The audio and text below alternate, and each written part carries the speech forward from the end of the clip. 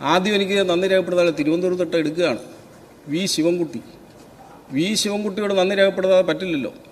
V ശിവൻകുട്ടിയെ ലോകം അറിയപ്പെടുന്നത് അങ്ങിരിക്കുന്ന ചേംബറിൽ കയറി ആ കമ്പ്യൂട്ടറുകളും കസേരകളും എല്ലാം തല്ലിപ്പൊളിച്ച് മുണ്ട് മടക്കി കുത്തുനിന്ന് ആനന്ദ നൃത്തമാടിയ ആളാണ് വി ശിവൻകുട്ടി.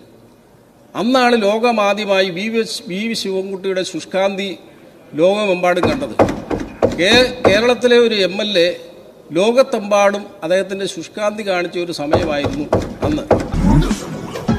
ഈ മതിലുകെട്ടൊക്കെ സർക്കാരിന് നിരോധിച്ചൂടെ ബാക്കിയുള്ളവനെ മെനക്കെടുക്കാൻ.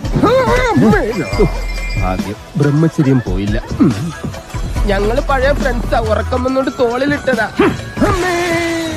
2 ഓലക്കീറോ വെള്ള തുണിയോ എടുത്തോളൂ എന്ന്. സാർ അതിനു മുമ്പ് വീണ ജോർജ് ഉണ്ട് സാർ. വീണ ജോർജ് പത്തനംതിട്ടയിൽ നിന്ന്. വീണ ജോർജ് എന്ന് പറയുന്ന മന്ത്രി അവരോട് എത്ര നന്ദി പറഞ്ഞാലും മതിയാവില്ല. കാരണം എന്താണെന്ന് ചോദിച്ചു കഴിഞ്ഞാൽ അവരെക്കുറിച്ച് ഒരു സിനിമ എടുക്കാൻ തീരുമാനിച്ചിരിക്കുകയാണ്. ഫ്രം വെന്റിലേറ്റർ ടു ഹോം എന്നാണ് ഈ സിനിമയുടെ ഇതിവൃത്തമായിട്ടുള്ളത്. കാരണം ലോകത്താദ്യമായി വെന്റിലേറ്ററിൽ നിന്നും ഡിസ്ചാർജ് ചെയ്ത് വീട്ടിലേക്ക് പോയ ആദ്യത്തെ ആളാണ്. ട്രംപിന് പോലും അങ്ങനെ സംഭവിച്ചിട്ടില്ല. അപ്പൊ ഏതായാലും അവരെ അഭിനയിക്കാൻ കിട്ടിയാൽ ആ പടത്തിന് അവാർഡ് കിട്ടുമെന്നുള്ള പ്രതീക്ഷയിലാണ് ശ്രമിച്ചുകൊണ്ടിരിക്കുന്നത്.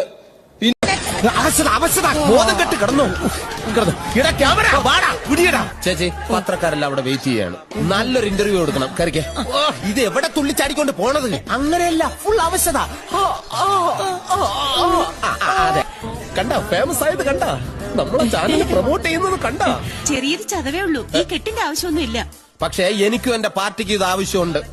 അടുത്ത് പറയാൻ പോകുന്നത് ഞാൻ MLA ആയ എറണാകുളം നിയോജകമണ്ഡലത്തിലെ P. രാജീവിനെ കുറിച്ച്. അദ്ദേഹം ഇതുവരെ തോൽവിയെ സമ്മതിച്ചിട്ടില്ല സാർ. അദ്ദേഹത്തോട് പത്രക്കാർ ചോദിച്ചു ഈ തെരഞ്ഞെടുപ്പിൽ എന്താണ് സംഭവിച്ചത്. ആഗോളതലത്തിലുണ്ടായ ചില മാറ്റങ്ങളുടെ അടിസ്ഥാനത്തിൽ വന്ന വ്യതിചലനങ്ങളുടെ ഭാഗമായി ഉണ്ടായ ഉരുത്തിരിഞ്ഞു വന്ന ചില മാറ്റങ്ങളായിട്ടേ ഇതിനെ കാണാൻ കഴിയുള്ളൂ പറഞ്ഞത്.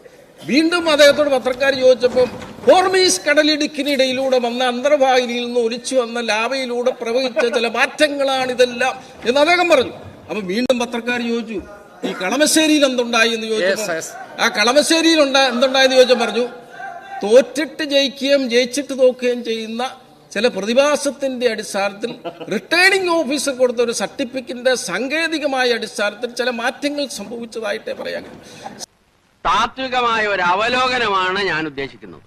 ഒന്ന്, വിഘടനവാദികളും പ്രതിക്രിയാവാദികളും പ്രഥമദൃഷ്ട്യാ അകൽച്ചയിലായിരുന്നെങ്കിലും അവർക്കിടയിലുള്ള അന്തർധാര സജീവമായിരുന്നു എന്ന് വേണം കരുതാൻ. ഒന്ന്, ബൂർഷ്വാസികളും തക്കം പാർത്തിരിക്കുകയായിരുന്നു. അങ്ങനെയാണ് തെരഞ്ഞെടുപ്പ് നമുക്ക് പ്രതികൂലമായി ഭവിച്ചത്. അതാണ് പ്രശ്നം. പിന്നെ ഉള്ളത് അബ്ദുൾ റഹ്മാനാണ്. അദ്ദേഹത്തോട് നന്ദി പറയണ്ടേ സാർ. സ്വന്തം മണ്ഡലത്തിൽ നിന്ന് സ്പോർട്സ് വകുപ്പ് മന്ത്രിയായിരുന്നു. PT ഉഷ ഓടിയേക്കാളും വേഗത്തിൽ ഓടി തിരൂര് പോയി മത്സരിച്ചു. തിരൂര് മത്സരിച്ചപ്പോൾ നമ്മുടെ കുറുക്കോളി മെയ്തീനുണ്ട്. അദ്ദേഹത്തിന്റെ ക്രിക്കറ്റ് മാറ്റെടുത്ത് ഒറ്റ അടിയാണ് അടിച്ചത്. 6 അടിച്ചത്.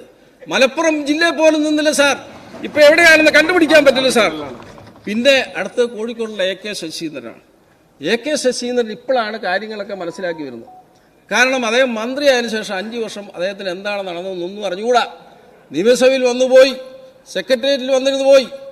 അദ്ദേഹത്തിന് അങ്ങനെ ഒരു ബോധമില്ലാതെ വരാൻ കാരണം കോഴിക്കോട് ജില്ലയിലെ ഒരു DFO കോഴിക്കോട് ഗസ്റ്റ് ഹൗസിൽ വെച്ച് അദ്ദേഹത്തിന് ഒരു മയക്കുവെടി വെച്ചു. 5 വർഷക്കാലം നിൽക്കുന്ന എഫക്റ്റായിരുന്നു. എന്തായാലും ആ മയക്കുവെടി വെച്ചത് കൊണ്ട് 5 വർഷക്കാലം നാട്ടുകാർക്കൊരു ശല്യവും മന്ത്രിയെ കൊണ്ടുണ്ടായില്ല. വന്യമൃഗങ്ങളുടെ ശല്യം നാട്ടുകാർക്കുണ്ടായെങ്കിലും എനിക്ക് ഷിബു ബേബി ജോൺ സാറിനോട് പറയാനുള്ളത് ആ DFOയെ കണ്ടുകൊടുത്ത് ട്രിപ്പിൾ പ്രൊമോഷൻ കൊടുക്കണം, അദ്ദേഹത്തെ ആദരിക്കണമെന്നുള്ളതാണ് എനിക്ക് പറയുന്നത്. സാർ, കഴിഞ്ഞ ദിവസം ഞാൻ എറണാകുളത്തും തിരുവനന്തപുരത്തേക്ക് പോരുമ്പോൾ ഒരു യാത്രക്കാരൻ എന്നോട് ചോദിച്ചു നിങ്ങൾ എവിടെ പോകുന്നു, നിങ്ങളെ കണ്ടുപരിചയമുണ്ട്. ഞാൻ പറഞ്ഞു ഞാൻ ഇന്നയാളാന്ന് പറഞ്ഞു. അപ്പം അദ്ദേഹം കണ്ണൂരിൽ നിന്ന് വരികയാണ്. അപ്പം അദ്ദേഹം പറഞ്ഞു ഞങ്ങളുടെ നേതാവ് പിണറായി വിജയനാണ്, ഞാനൊരു ജോത്സ്യരാന്ന് പറഞ്ഞു. നിങ്ങൾക്ക് അദ്ദേഹത്തെ ഒരു പുല്ലും ചെയ്യാൻ പറ്റില്ല. ഞാൻ പറഞ്ഞു ആയിക്കോട്ടെ. അദ്ദേഹം ഏത് പോസ്റ്റിലിരുന്നാലും 10 വർഷക്കാലത്തിലധികം ഇരിക്കും. അതായത് പാർട്ടി സെക്രട്ടറിയായി 17 വർഷം ഇരുന്നു, മുഖ്യമന്ത്രിയായി 10 വർഷം ഇരുന്നു. ഇനി പ്രതിപക്ഷ നേതാവായിട്ടും നിങ്ങൾക്ക് അദ്ദേഹത്തെ ഒരു പുല്ലും ചെയ്യാൻ കഴിയില്ല. ബാലഗോപാൽ അത് കണ്ട് ആഗ്രഹിക്കുമ്പോൾ 10 വർഷക്കാലം അദ്ദേഹം ഇരിക്കും. സാർ